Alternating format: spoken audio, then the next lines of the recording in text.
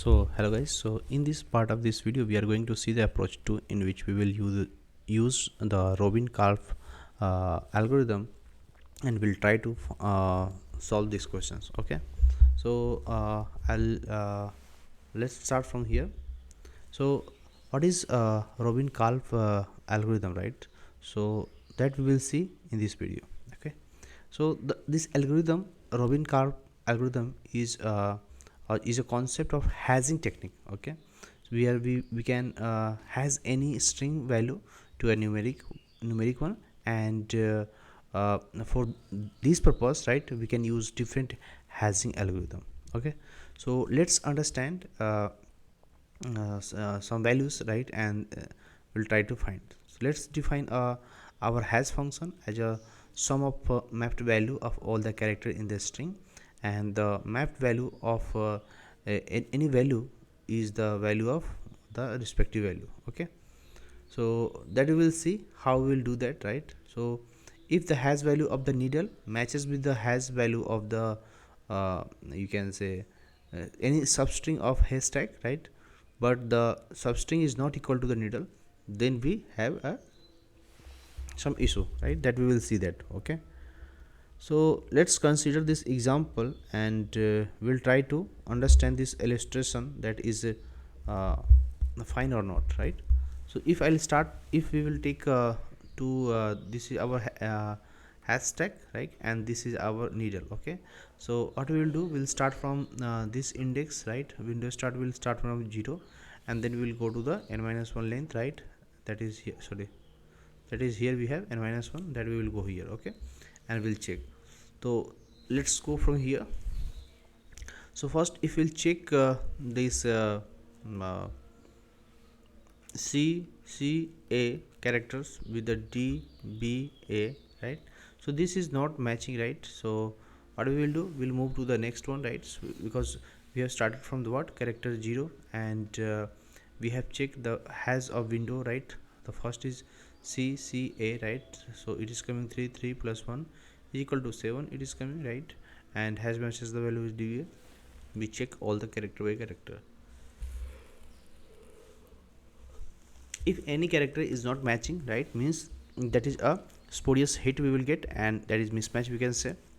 We'll move to the next level. So now we will move to the next one like this. So if the first letter is not matching, then we will move to the next one. Okay, so we will not going to check all the character one by one. If the first element is not matching, we'll move to the next one. Okay, like this we will move. Similarly, we'll till that we will reach to here. Okay, if this is not matching, then we will come to here. So once we will come to here, right, so we'll check this two element, will check if this is not matching, so we will not do anything, we'll move to the next level. Okay, so now we'll check, is these elements are matching? Yeah, these elements are matching, right? So in Windows start we have at what 8 position, right, 8 index, and then what we will do, we'll check D is 4, B is 2, and A is 1, right? Then what we will do, we'll do 7, right? It is matching.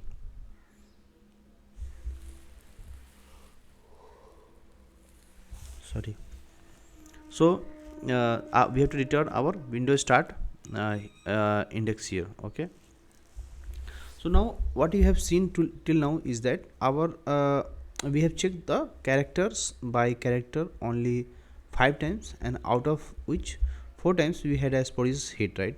And this is better than the checking character by character for every substring, right? We are not checking like if we are going with this one, right? So first we will check this one, if this is not matching with this one, let's suppose this is not matching, so we are not checking like that, we have seen here, right? That we have seen here, right? We are not checking all these 3 element that we have. Oh, sorry, that 1 minute. So that we have here is we are not checking like that. Okay,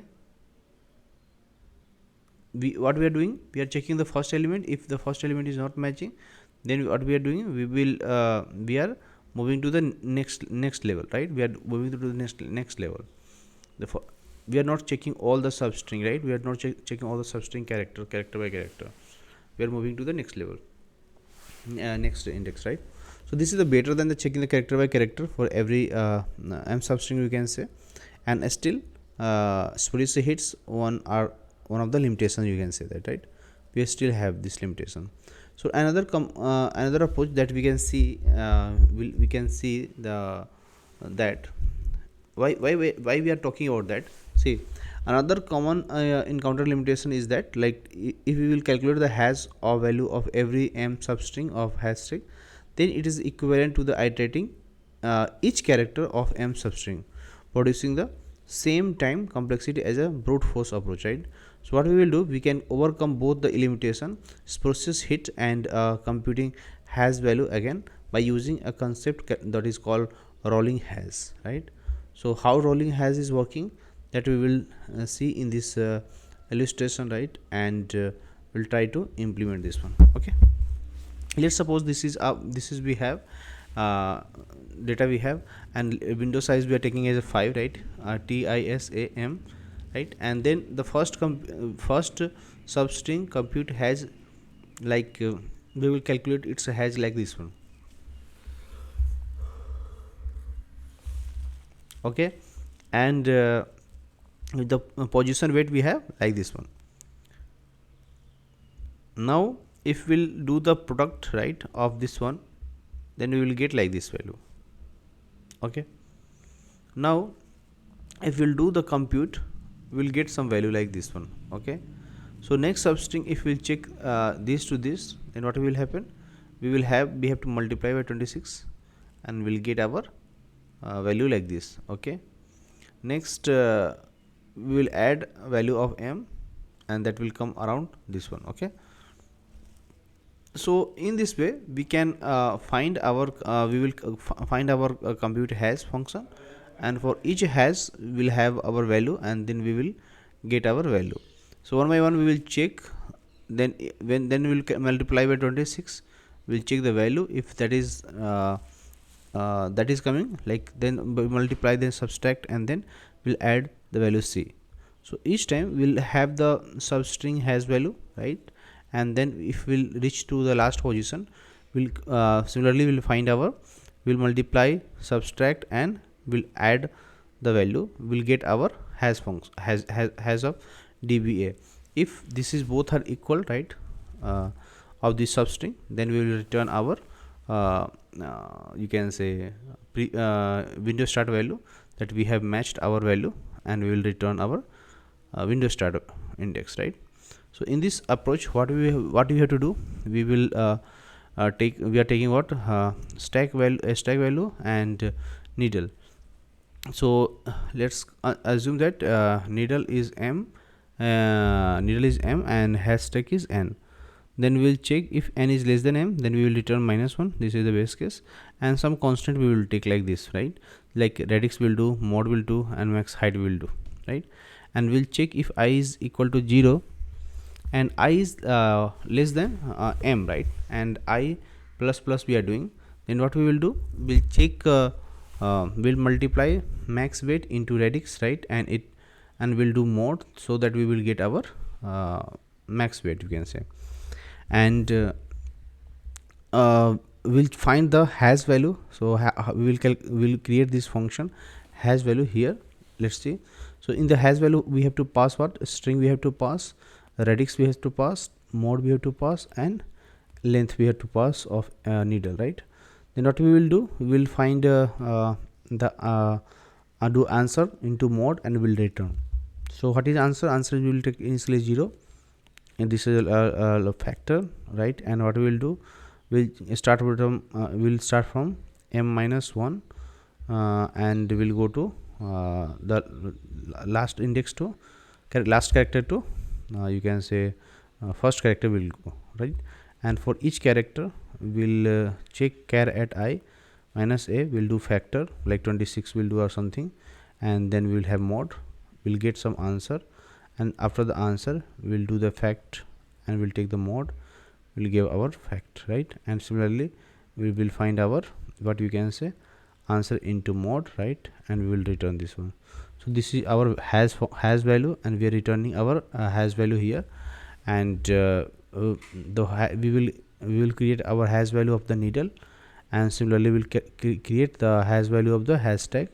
So for the hashtag we have to take the window, right? So like for the substring, so each time we will each substring will have our hashtag value here, and we'll check once we will create this hashtag, then we will check hashtag hash of needle and hash of you can say substring of hashtag, right? And if both are matching, right, if then we will find then we will return our window start. Otherwise we will if not find, then we will break, we will not do anything. If any character is not matching, then what we will do, sorry, any of the substring is not matching at that character, we will return that one, right? And for this one what we will do, so where it will check the value is matching, right? As at the same time we will check the has if has is equal, then only we will check you can say the condition, right? Otherwise, so that it's become faster. And if we'll talk about the back here, like has function we are calling, right? So this substring will pass our stack, right? And the length red box we will pass similarly, and we'll calculate like this is the way of calculating this one. Okay, so if you like this video, please hit subscribe and comment this video. And if we'll talk about the complexity, right? So we will get O of n time complexity and O of 1 space complexity. So thank you guys, thank you so much. If you like this video, please hit comment, subscribe this channel.